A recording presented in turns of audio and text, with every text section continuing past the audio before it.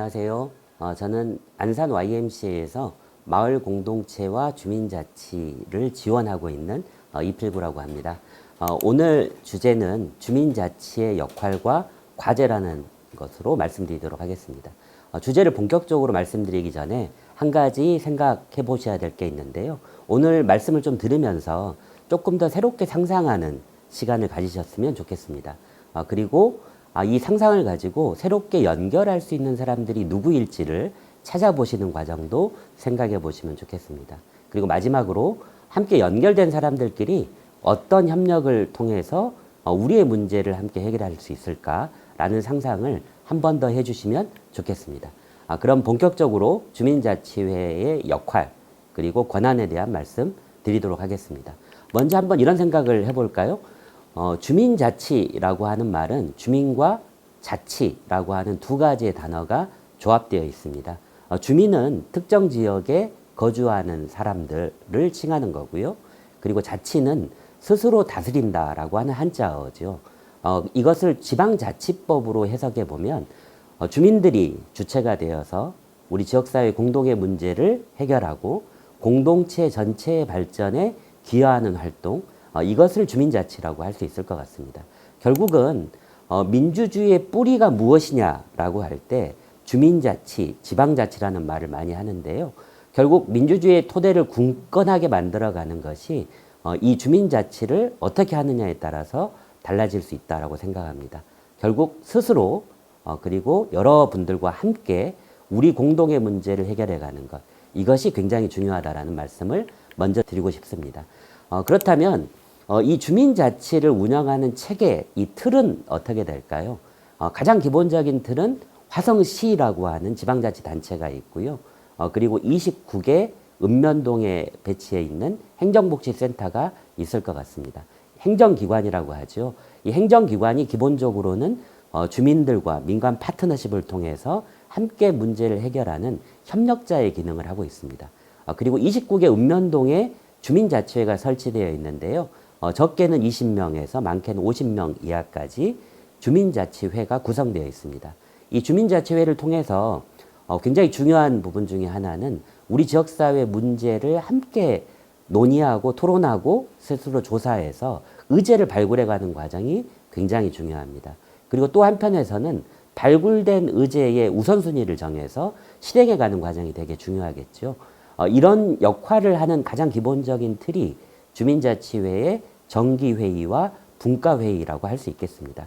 그리고 이런 회의를 통해서 주민들의 참여를 활성화시키고 우리 지역사회 문제를 함께 해결해가는 그런 토론과 논의의 장을 만들어간다라고 할 수 있을 것 같고요. 그렇다라고 한다면 한 1년 정도의 주민자치회의는 어떤 일들을 진행할까요? 먼저 주민자치회 위원들의 임기는 2년으로 되어 있습니다. 올 연말쯤이면 내년부터 활동하시는 주민자치회 위원들을 새롭게 선출하시게 되겠죠. 그렇게 되면 내년 초부터 주민자치회가 새롭게 위원들로 구성이 될 거고요. 새롭게 구성된 위원들이 함께 주민자치회의 임원을 구성하고 분과체계를 나눠서 본격적으로 일을 할 수 있는 체계를 잡는 시간입니다. 그리고 상반기 기간 동안에 4월부터 7, 8월 정도까지의 기간을 거쳐서 자치계획을 수립하는 과정을 겪게 됩니다. 이 자치계획은 가장 기본적으로 우리 지역사회에 어떤 문제가 있을지를 찾아보고 그리고 이 문제를 어떻게 해결하면 좋을지를 토론하고 논의하고 취합하는 과정입니다. 보통 마을 의제를 발굴한다라고 하는데요. 이 의제 발굴 기간을 통해서 다양한 우리 생활상의 문제들을 발굴하게 되고요. 이런 것 등을 주민총회를 통해서 결과적으로 우선순위를 결정하게 되고 구체적인 사업계획을 작성하게 됩니다. 결국 이 자치계획을 수립하는 과정이 주민자치회에서는 상당히 중요하고요. 이 수립된 자치계획을 또 실행하는 과정들도 중요하다고 할 수 있겠습니다. 이런 것들을 1년이라고 하는 기간 동안에 계속해서 반복적으로 준비하고 실행하는 과정들을 진행하고 있다라고 생각하시면 될 것 같습니다. 그렇다라고 한다면 지금 주민자치는 좀 어떤 상황일까요? 화성시를 포함해서 전국의 주민자치회가 형성되어 있는데요. 어떤 상황인지에 대한 좀 상상이 좀 필요할 것 같습니다. 예를 들자면 전국에는 226개의 지방자치단체가 있습니다. 그리고 읍면동은 3,501개의 읍면동이 있습니다. 그 중에서 기초지방자치단체는 143개가 이미 그 주민자치회로 일부든 전동이든 전환이 되어 있고요. 전체적으로는 1,316개 읍면동이 주민자치회로 전환되어 있습니다. 이런 굉장히 많은 동들이 지난 한 5년 동안에 걸쳐서 전국적으로 시행이 되고 있는데요. 이 주민자치회가 전국적으로 사실은 시행이 됐지만 몇 가지 좀 고민이 필요할 것 같습니다. 어떤 고민이냐면 아까 제가 자치에 대해서 스스로 함께 하시는 것이라고 말씀드렸잖아요. 그런데 이 스스로 함께는 그냥 자율적인 활동을 칭하는 게 아니라 공공의 활동, 공적인 활동을 칭하게 됩니다. 우리 공동의 문제를 공공의 관점에서 토론하고 논의해서 함께 문제를 해결해 가는 건데요. 그러기 위해서는 가장 중요한 것 중에 하나가 권한입니다. 주민자치회에 어느 정도의 권한을 주게 할까? 이게 사실은 되게 많은 토론이 필요한 부분들입니다. 주민자치회가 실질적인 일을 할 수 있도록 일을 할 수 있는 체계를 어떻게 구성하게 할까? 그리고 일을 하려면 돈이 필요하겠죠. 예산이 필요한데요. 이 재정에 대해서는 어떻게 해야 될까? 또 의사결정을 해야 되는데 의사결정은 어느 정도의 권한이 필요할까? 이런 다양한 질문들이 필요하고요. 이 질문에 따라서 여러 가지 역할을 생각해 볼 수 있을 것 같습니다. 지난 한 10년 정도의 주민자치회가 시범사업을 전국적으로 진행했는데요. 좋은 평가가 있습니다. 대신에 또 한 가지는 한번 생각해 봐야 될 평가도 있을 것 같습니다. 예를 들자면 이런 고민들이 있습니다. 주민자치회 위원님들 입장으로 놓고 본다면 조금 위원이 되셔서 이제 내가 어느 정도의 권한을 가지고 우리 지역사회 문제를 내가 직접 해결해 볼 수 있겠다라고 하는 꿈을 가지고 들어오신 분들이 있는데요. 그렇게 해서 들어오셨는데 실질적으로는 생각보다 결정 권한이 많지 않네. 또 실질적으로는 나는 좀 의욕적인데 우리 동에 살고 계시는 주민들은 내가 하는 활동, 우리 주민자치회가 하는 활동에 대해서는 별로 관심이 없는데 그리고 할 수 있는 일이 별로 제한적인데 위원님들의 경우는 대부분 다 봉사직인데요. 생업을 하고 계시잖아요. 그러다 보니까 일이 많아지면 위원을 그만두시는 그래서 잦은 위원들의 교체가 되는 부분들 또 전문성에 대한 문제도 있습니다. 어떤 특정한 문제를 해결하기 위해서는 구체적인 전문성도 필요한데요. 이런 전문성에 대한 문제도 사실은 이게 쉽지 않다라는 여러 가지 제약 요소들이 있습니다. 또 한 가지는 오랜 시간 주민자치위원회가 운영되다 보니까 이 주민자치위원회에서 회로 전환되는 과정에서 조금 더 획기적으로 새롭게 상상하고 새롭게 연결하고 새롭게 협력할 수 있도록 가야 되는데요. 과거 방식을 그대로 답습하는 경우도 상당히 많이 있습니다. 그러다 보니까 여전히 형식적으로 운영되는 거 아니니? 그리고 행정에 너무 의존하는 거 아닐까? 그리고 위원들 간의 역량은 부족하거나 협조가 부족하지 않을까? 이런 이야기들도 전국적으로 사실은 주민자치회의 평가 과정에서 하고 있는 이야기입니다. 이렇게만 따지면 갈 길이 너무나 먼 것 같습니다. 그럼에도 불구하고 중요한 것은 그럼에도 가야 한다라고 하는 겁니다. 이게 굉장히 중요한데요. 예를 들어서 왜 이게 중요할까요? 주민자치회의 역할을 생각해 볼 때 굉장히 중요한 것 중에 하나는 시민들의 기능과 역할이 커져가고 있다라고 하는 겁니다. 그 이유는 모든 분들이 알고 있는 이야기입니다. 앞으로의 사회, 지금의 현대 사회는 복합위기의 사회라고 합니다. 저출산 고령화 문제, 그리고 극단적인 사회 양극화 문제, 기후 환경의 문제, 4차 산업혁명을 통한 AI 관련된 여러 가지 문제들, 이런 것들이 결국은 사회가 어떤 방향으로 나아가게 할지를 결정하고 그런 것에 대해서 뭔가 해결해가는 과정에 있어서 상당 부분은 토론과 논의가 필요하다라고 하는 거고요. 그런 토론과 논의의 과정에 적극적인 시민들이 함께 참여해서 머리를 맞대야 된다라고 하는 의미가 들어 있습니다. 결국은 우리 사회의 기본적 시스템이 운영관리 시스템이 변화하고 있다라고 하는 겁니다. 앞으로 한 30년 내에 우리가 갖고 있는 시군구 체계는 어떻게 될까요? 행정안전부의 과거 자료를 보면요. 42%가 지역 소멸입니다.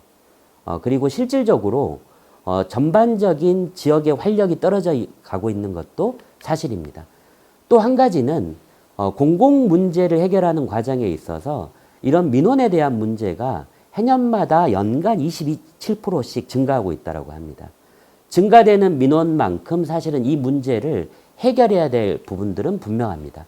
누가 어떻게 이 문제를 해결할 수 있을까? 지금까지는 복잡한 사회 문제, 얽혀있는 사회 문제를 해결하는 제1의 주체는 국가였습니다.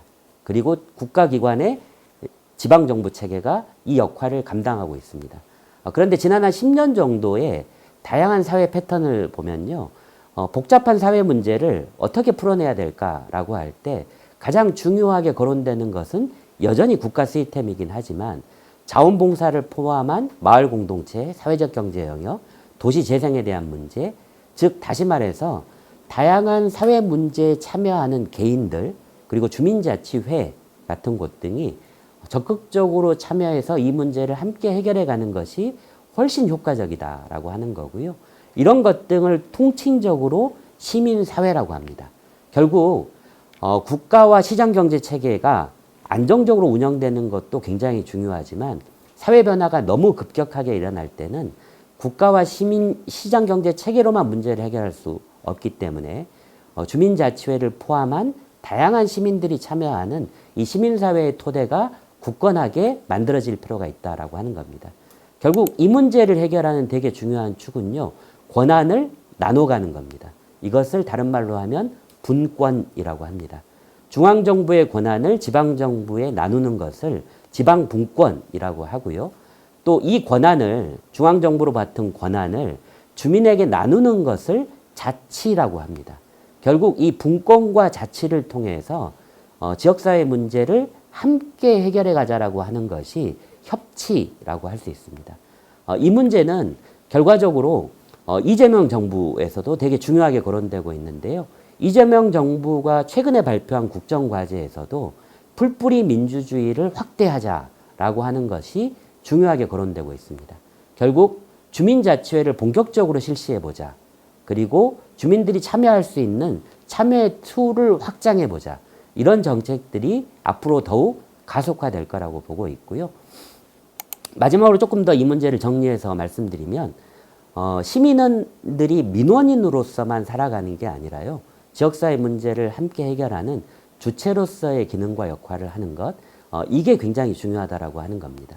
기존의 공공체계는 지금까지 우리 사회를 안정적으로 유지하는 역할을 해왔습니다. 그럼에도 불구하고 사회 변화가 심한 지금 상황에서는 새로운 공공영역을 개발해가는 게 필요합니다. 이 새로운 공공영역은 기존에 있는 공공체계와 참여하시려고 하는 적극적인 주민들, 시민들이 함께하는 영역이라고 저는 생각합니다. 이 새로운 공공영역을 지역사회에 얼마나 많이 만들 수 있을까가 굉장히 중요한 관건이 되고요. 그리고 이런 것 등을 선도하는 역할을 지금 저는 주민자치회가 하고 있다라고 생각을 합니다. 이런 새로운 공공영역에 여러 가지 사례가 있는데요.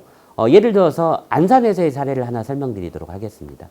안산 사동의 석호 경로당이라고 하는 곳이 있었는데요. 이 경로당은 1층에는 노인분들이 활동하는 공간이었고요. 2층은 텅 비어있는 공간이었습니다. 그런데 이 텅 비어있는 공간을 주민자치회에서 아까 말씀드린 대로 마을 의제를 발굴하는 과정을 통해서 우리 지역에 있는 어린이들이 뭔가 참여해서 함께 활동할 수 있는 공간과 프로그램을 만들어 보자라고 논의하게 되고요. 이것을 석고 경로당에 있는 노인의 분들과 함께 협의를 통해서 노인회관 2층을 방과 후 마을 돌봄 센터로 만들어가는 과정들이 있게 되죠. 그러면 1층은 노인분들이, 2층은 우리 동네 아이들이 함께 어우러져서 사실은 하나의 공간 안에 다양한 세대가 참여하는 공간으로 변모하게 되겠죠. 이런 일들은 아까 말씀드린 대로 주민들이 제안하고 행정이 같이 협력해서 적극적으로 새로운 공간으로 창출해내면서 만들어갈 수 있다라고 하는 사례가 될 것 같습니다. 즉 다시 말해서 새로운 공공체계를 만들어가는 과정이라고 생각해 볼 수 있을 것 같습니다. 그렇다면 주민자치회가 어떤 역할을 해야 지금보다는 훨씬 더 나은 방식으로 나아갈 수 있을까요?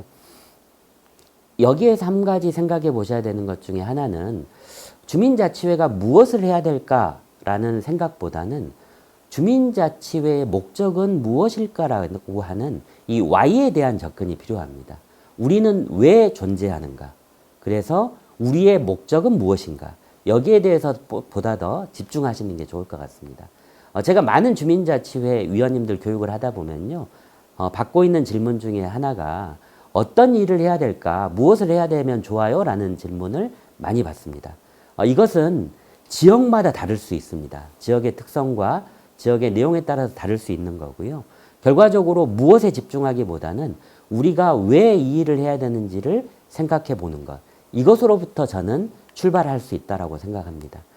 결국은 주민자치위원들이 왜 우리가 이 일을 해야 될까를 생각해 보신다라고 한다면 아까 제가 말씀드렸듯이 주민자치회의 권한에 대한 문제를 더 생각해 보실 수 있을 것 같습니다. 예를 들자면 주민자치회는 어느 정도의 권한을 가지면 될까요? 정답이 있을 수는 없습니다. 전국에 있는 지방자치마다 사실은 조금씩 차이가 있습니다. 그럼에도 불구하고 주민들의 권한을 더 많이 가져가는 방식으로 가야 된다라고 하는 게 지금의 방향입니다. 그런데 이 권한의 핵심은 뭐냐면 사업이 아닙니다. 많은 주민자치위원님들이 주민자치회의 권한을 예산을 가지고 사업하는 것, 어떤 일을 해보는 것 이렇게 생각하시는데요. 이 권한의 핵심은 어떤 거냐면요. 지역사회 우리 읍면동의 대표 기구로서 주민들의 의견을 모으는 공론장의 역할을 하시는 것 이렇게 생각해 보시는 게 저는 훨씬 더 중요하실 거라고 생각이 듭니다. 결국 주민자치회는 해가 갖고 있는 되게 중요한 권한은 우리 지역사회의 다양한 주민들이 참여할 수 있는 참여의 틀 그리고 참여의 공론장을 형성하고 만들어가는 것이 가장 중요한 역할이고 권한일 수 있습니다. 예를 들어서 한번 생각을 해보실까요? 주민자치회의 위원들은 어떻게 선출이 될까요? 화성시 조례에 의하면 주민자치위원으로서 신청을 하고 공개 추첨을 통해서 결정되도록 되어 있습니다. 우리 민주주의 국가, 대의제 민주주의 국가에서의 핵심의 대표성은 4년에 한 번, 5년에 한 번 투표를 통해서 결정되신 분들이 대표성을 갖고 있는 것으로 되어 있습니다. 우리 주민자치위원님들을 투표를 통해서 결정하시는 게 아니잖아요. 결국은 그럼에도 불구하고 주민자치회가 지역의 대표성을 갖는다라고 하는 것은 결국 주민자치위원님들 한 분 한 분이 지역의 대표성을 갖는 게 아니고요. 우리 읍면동의 주민자치회 그 자체가 지역의 대표성을 갖는다는 의미입니다. 다시 말해서 개인이 대표성을 갖는 게 아니라 우리 회가 대표성을 갖는다는 의미가 있습니다. 대표성을 갖기 위해서 가장 중요한 것 중에 하나는 권위를 세워내는 겁니다. 이 권위는 다른 게 아니라 우리 지역에 있는 주민들이 우리 지역의 주민자치회를 인정해주는 과정을 의미합니다. 대부분의 주민자치회에서 이런 질문을 합니다. 주민들이 참여하지 않습니다. 주민자치회가 무엇인지도 잘 몰라요. 또 우리 주민자치회가 있긴 있는데 도대체 무엇을 하는지 모르겠어요. 이런 주민들이 많은 게 지금의 현실입니다. 권위를 세우는 되게 중요한 방식은 많은 주민들을 참여시키는 건데요. 이 참여의 방법은 아까 제가 말씀드린 대로 주민들이 참여할 수 있는 틀 그리고 공론의 장을 만드는 것에 핵심이 있습니다. 예를 들어서 이렇게 한번 생각해 보실까요? 우리 지역사회에 장애인 학교가 있다고 생각해 보십시오. 그러면 이 장애인 문제를 해결하기 위한 방법이 뭐가 있을까요? 만약에 복지분과, 주민자치회에 복지분과가 있다고 보고 한 10분 정도의 주민자치회 위원들이 복지분과의 위원으로서 머리를 맞대고 장애인 문제를 해결하기 위해서 토론 논의를 할 수 있습니다. 그래서 구체적으로 장애인들을 위한 다양한 사업을 개발할 수도 있습니다. 그런데 그 전에 주민자치회가 해야 될 되게 중요한 역할과 일은요. 장애인과 관련된 사업을 바로 만들어내시는 게 아니라 장애인분들을 초대해서 함께 토론하고 논의하는 과정을 만들어 가시는 간담회를 형성하고 만들어 가는 게 훨씬 더 중요합니다. 왜 그러냐면요. 장애인 문제에 대해서는 누가 가장 관심이 있을까요? 장애인을 가족으로 둔 가족분들이거나 아니면 지역사회 내에서 장애인 문제를 해결하기 위해서 노력하시는 전문가분들, 그런 기관들, 다양한 공동체들, 이런 곳들이 실질적으로 장애인 문제에 대한 관심을 갖고 있는 곳들입니다. 결국 주민자치회가 장애인 문제를 그냥 우리 사업으로 펼쳐내는 게 아니고요. 그런 고민을 갖고 있는 분들을 주민자치회로 끌어들여서 함께 해결하려고 하는 노력을 갖는 게 중요합니다. 어느 지방자치단체의 주민자치회는 우리 지역사회 청소년들이 많은데 이 청소년들을 위해서 무엇을 하면 좋을까라고 토론이 시작됐습니다. 그런데 이 토론 과정에서 재미난 일이 있었어요. 토론을 하다 보니까 대부분 주민자치위원분들의 연령대가 적게는 40대, 많게는 50대, 60대 분들이 대부분이시겠죠. 청소년들은 한 명도 없었습니다. 그 과정에서 청소년을 바라보는 시각은 대부분 비슷했습니다. 청소년들이 게임만 너무 많이 해. 청소년들이 요즘에 되게 문제야. 이런 이야기들이 많다 보니까 이분들의 눈높이에서 청소년들이 뭔가 참여해서 해볼 수 있는 것 등을 우리가 개발해가지고 제안하면 어떨까? 이렇게 처음에 토론이 시작됐습니다. 그런데 주민자치위원 중에서 어떤 분 중에 한 분이 이런 제안을 했다고 해요. 청소년 문제를 해결하는데 청소년 문제의 의제를 발굴하는데 누구한테 첫 번째 물어봐야 될까요? 라고 질문을 던졌다라고 합니다. 그러다 보니까 이 질문을 받은 주민자치위원들이 열심히 그동안은 청소년 문제를 해결하기 위해서 어른들 눈높이에서 이런 거 해야 돼, 저런 거 해야 돼 라고 토론하다가 이 질문을 받는 순간에 그러면 첫 번째는 청소년들에게 직접 물어봐야 되지 않을까요? 라고 이야기를 하게 되었죠. 이 과정에서 청소년들에게 직접 질문해보자. 청소년들의 의견을 직접 물어보고 그리고 청소년들의 의견을 낸 것을 가지고 우리 의제로 함께 만들어보자 라고 사실은 회의를 통해서 결정하게 됐고요. 한 달 후에 청소년 100인 원탁회의를 동해서 추진하게 됩니다. 이 100인 원탁회의를 위해서는 지역사회에 있는 학교에 찾아가서 학교장님, 학교 운영위원장님 분들과 함께 토론 논의를 하기 시작하고요. 지역에 있는 청소년 다양한 기관들 그리고 청소년들을 지원하는 활동을 하고 있는 공동체들과 함께 만나서 같이 머리 맞대서 청소년들을 함께 모으고 토론 논의를 통해서 청소년 의제를 개발했다라고 하는 거죠. 이런 과정으로 놓고 보면 무엇이 중요할까라는 생각을 한번 해보실 필요가 있습니다. 사업이 중요한 게 아니라 공론이 중요합니다. 사업보다는 모임이 훨씬 더 중요합니다. 참여자들을 누구로 할까라는 고민을 먼저 갖는 게 중요합니다. 이것을 조금 다른 말로 한다면 모든 사업은 이해 당사자가 있습니다. 이해 당사자와 함께 머리를 맞대는 것이 공론의 시작입니다. 이 과정을 통해서 실제로 문제를 같이 찾아가고 발굴해가고 그리고 이 문제를 해결해가는 과정의 첫 걸음이다라고 생각해 주시면 좋겠습니다. 결국은 주민자치회의 역할은 이렇게 생각해 보실 수 있을 것 같아요. 행정의 역할은 보통 O와 X로 이야기한다라고 할 수 있습니다. 보통 행정은 질문을 하게 된다면 됩니다, 안 됩니다라고 대답하도록 되어 있습니다. 어떤 민원 사항에 대해서 이게 어떻게 해결될 수 있을까요? 라고 물어봤을 때 법령에 근거해서 또 재정의 여러 가지 여건을 살펴봤을 때 현재 이것이 될 수 있습니다, 안 됩니다라고 대답하는 게 행정의 방식입니다. 이것은 굉장히 중요합니다. 그럼에도 불구하고 주민자치회를 포함한 주민의 역할은 O와 X로 대답하는 게 아닙니다. 세모를 키워가시는 과정이 필요합니다. 지금 당장은 안 될 수 있지만 우리 지역사회 여러 가지 여건과 내용들을 함께 만들어서 될 수 있는 방식을 어떻게 만들어갈 수 있을까? 결국은 주민자치회가 O와 X로 대답하는 게 아니라 세모로 대답하고 세모를 키워가는 과정, 이것을 어떻게 할까? 이런 고민 등을 주민자치회의 중요한 역할로 생각해 보시면 좋을 것 같습니다.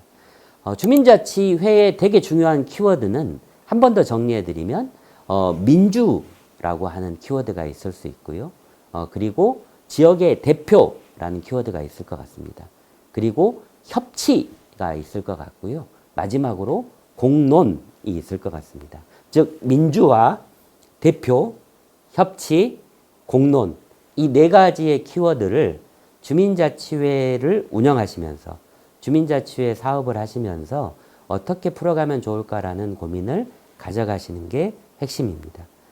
민주적인 운영을 어떻게 해야 될까? 이 고민을 해보시는 게 저는 첫 번째라고 생각합니다.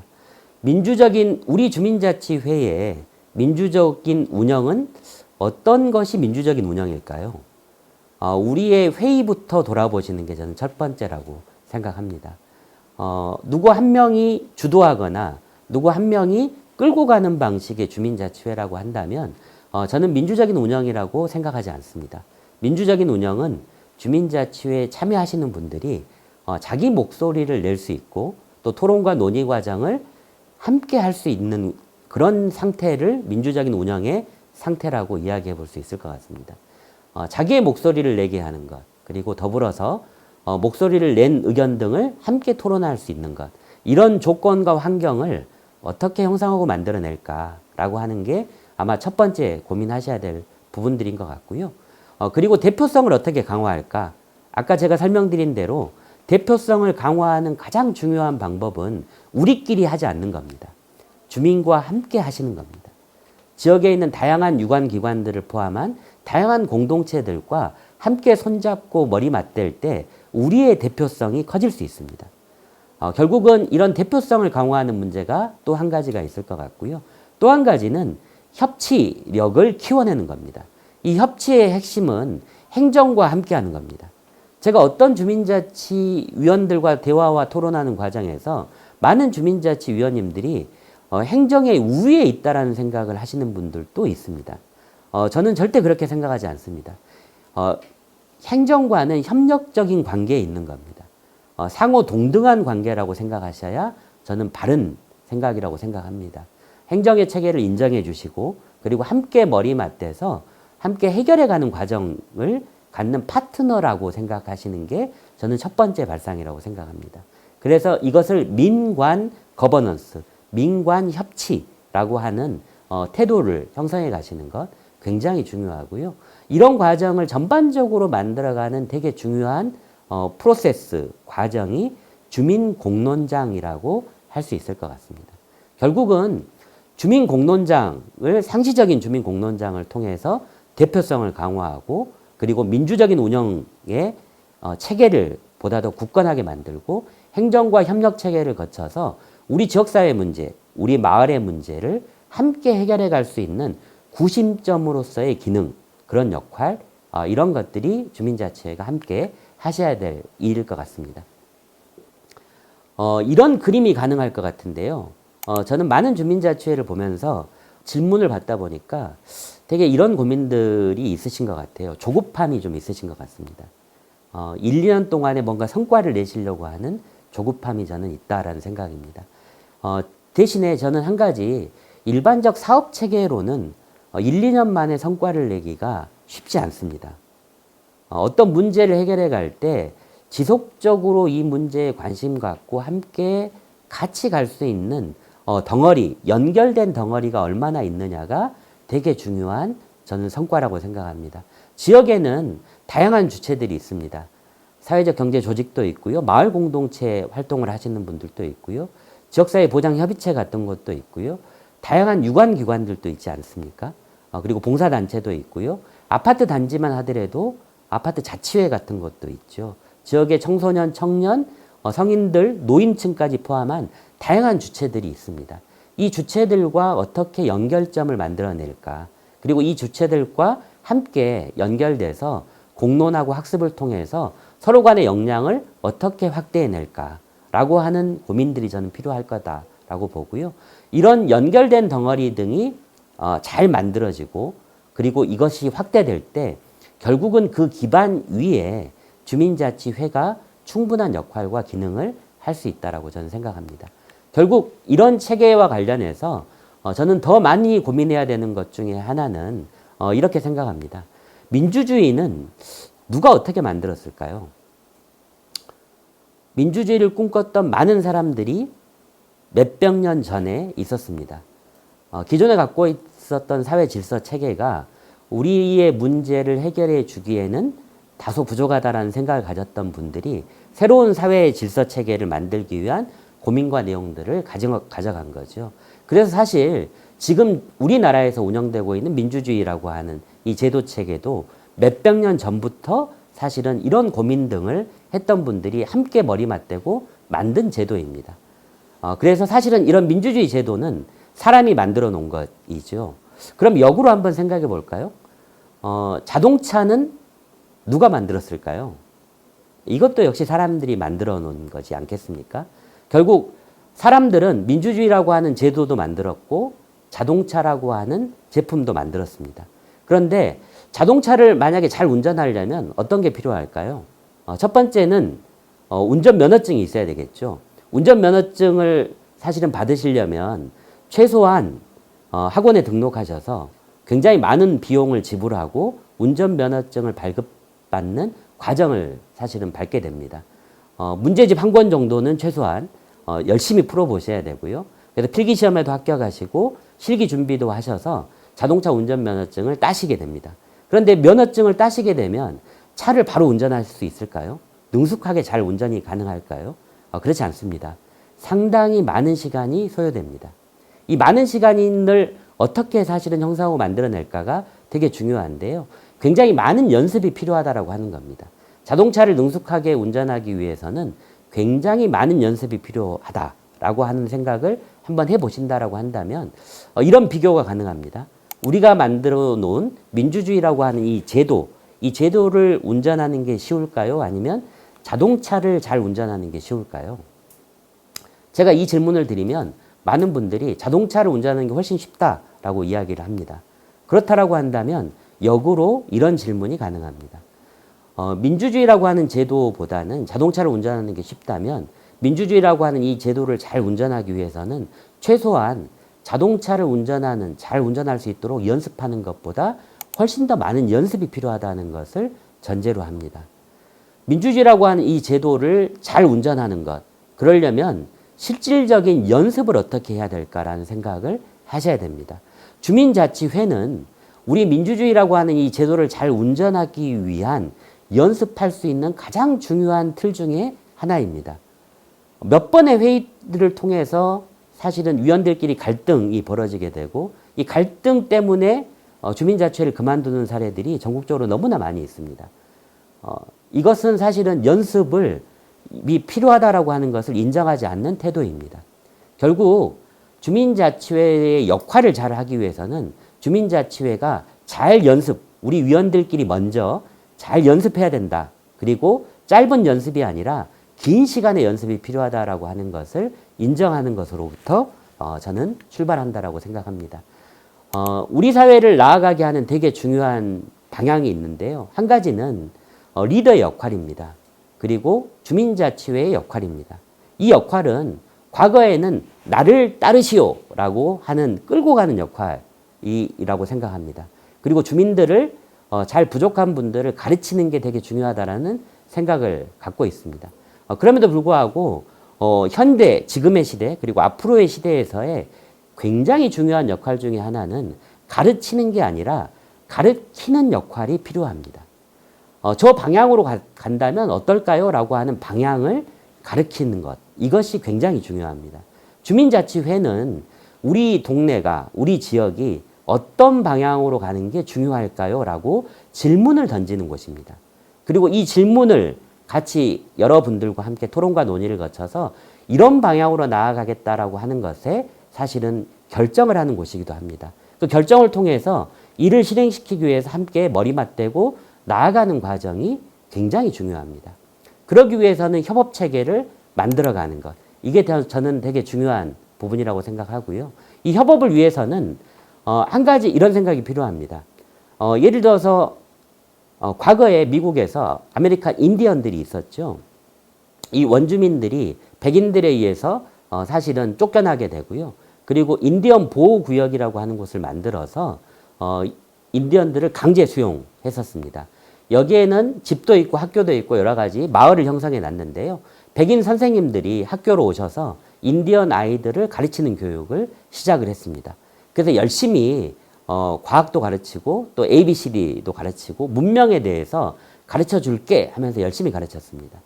그리고 이 열심히 가르친 후에 백인 선생님이 인디언 아이들에게 지금까지 선생님이 열심히 가르쳤으니까 다음 시간에 시험을 보도록 하겠다라고 제안을 합니다. 그리고 난 다음에 그 다음날 그 교실에 선생님이 돌아와서 깜짝 놀랐습니다. 아이들이 앉아있는 상태가 선생님이 기대했던 것과 사실은 달랐습니다. 선생님 생각에서 시험을 본다라고 한다면 일렬로 아이들을 배치하고 그리고 칸막이 같은 걸 만들어서 열심히 개인적으로 문제를 해결하도록 하는 것, 이게 당연한 시험을 보는 자세라고 생각을 했었는데요. 인디언 아이들이 앉아있는 방식은 놀랍게도 원형으로 앉아 있었습니다. 백인 선생님은 인디언 아이들이 자기를 놀린다라고 생각하고 화를 냈습니다. 내가 시험 본다고 했는데 왜 이렇게 하고 있지? 왜 이렇게 앉아 있지? 라고 이야기하니까 인디언 아이 중에 한 명이 손을 들고 이렇게 얘기했습니다. 선생님, 저희들은 어른들이 어려운 문제가 닥치면 둥그렇게 모여 앉아서 함께 이 문제를 머리 맞대고 해결해야 된다라고 말씀해 주셨습니다. 그래서 선생님이 저희에게 어려운 문제를 시험을 내신다라고 하니까 같이 머리를 맞대고 앉아서 같이 문제를 해결하려고 하는데 이게 왜 잘못일까요? 라고 인디언 아이들이 대답했다라고 합니다. 불과 150년 전, 200년 전의 사람들의 생각은 어려운 문제가 닥치면 함께 머리를 맞대고 해결해 가는 것. 이게 당연하다라고 생각했습니다. 우리 한국 사회, 지금 사회를 한번 생각해 볼까요? 어려운 지역사회 문제가 닥치면 이 문제를 누가 해결해야 될까요? 저는 주민자치회와 기존에 있는 공공영역이 같이 머리를 맞대서 새로운 공공영역을 통해서 해결해가는 과정을 만들어가는 것. 이게 가장 중요한 핵심이라고 생각합니다. 결국 주민자치회의 가장 중요한 역할은 공론, 그리고 우리 주민자치회 위원들끼리 함께 머리를 맞대고 민주적으로 운영하는 것. 이런 과정 등을 긴 시간 연습해야 된다라고 생각하고요. 그래서 그런 쪽으로 더 집중해서 사업과 내용을 만들어 가시는 것, 이런 것 등을 제안드리고 싶습니다. 네, 이상으로 마치도록 하겠습니다.